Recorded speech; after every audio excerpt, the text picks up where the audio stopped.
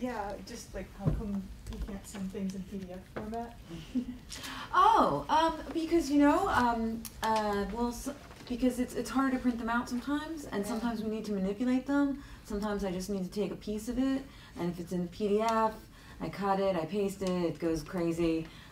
So it's really it's more about the saving trees too, because sometimes I need to also double-sided, and you just can't do some of that stuff. Because I kind of have a particular follow-up question about Yes. that, because Sean fonts, they don't have Unicode versions, so they wouldn't appear on your screen unless I were to send you the TTF. Well, you can say that there's a really, really special reason why you have to do that.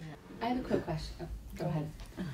I actually have about 4, but I'm only going to and I wanted to pick up off of something that Michael said that everybody alluded to, this sort of article versus the book. And I specifically wanted to ask the publisher, because it seems like the conventional logic of how much of your dissertation should be published in article form before you send the book out is changing with changes in the publishing. I would say that it's changing, but I would also say that different publishers have different rules, and so what holds for one publishing house actually might not be the same. So for us, we're fine if 2 or 3 journal articles come out first with the before your book, and for us, we actually take that as a good sign. Oh, look, people are interested in this topic in her field. She's able to publish things. I get a little concerned if I look at a CV and there are no publications there. That suggests that maybe you can't finish anything. So I like to see that you are able to, start and end something and get it published, if that's not a problem. But definitely, as you know, libraries have these collections, and it might be the case that a library might be less likely to take your book if they see that 5 of the if they can sort of figure that out, that they might have a lot of the content already in their system. So I mean, you wouldn't. I don't think anyone wants you to essentially publish every single chapter in your book. I feel like most publishers would agree with that. But whether or not you can have a few out there, I think that it's up for debate. Some publishers still might not be thrilled with it, but others, like we are fine with that. I've heard 20%. Yeah, that's fine. Sure. Yeah. The rule of thumb, I heard.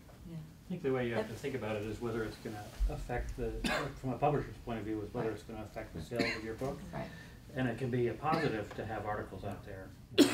And if it's a lot of it, the book, and if it's sort of all the main stuff, and you think that no one's going to read the book, then you sort of think twice about publishing it. But yeah. The one thing that's actually a problem or an issue, a real issue, is ProQuest. Have people registered their dissertations with ProQuest?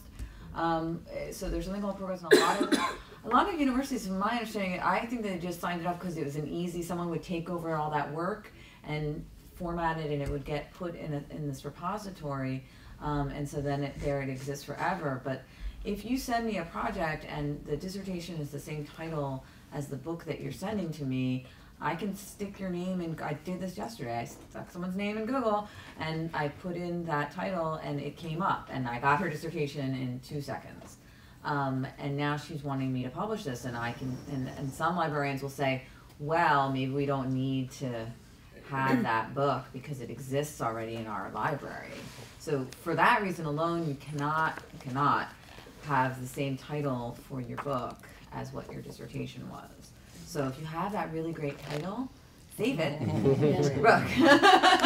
Right? So that's something, and people should, it's not really widely known. There's not enough information, I think, out there about whether or not it really is to your benefit. If you can opt out of the ProQuest, if you can, you should. Mine is the same title. Is it the same title? I wouldn't. It'll be fine. Can you take it back? Yeah. I've seen it done. I've definitely seen that done. But if someone's going to Google you, then you want the first thing that comes up to be the book. So. The person inside the publishing house that goes crazy about the duplication of articles and books is the sub-rights person. And you have to understand that the journal article, the journal will own the copyright to that chapter. So the sub-rights person's job is to sell bits and pieces for secondary users. So you don't want to have, and you, if you have publishing, you know that phrase that comes in the book that your publisher is going to ask you to say, the publisher thanks the following journals for permission to use a slightly altered version of this in this chapter.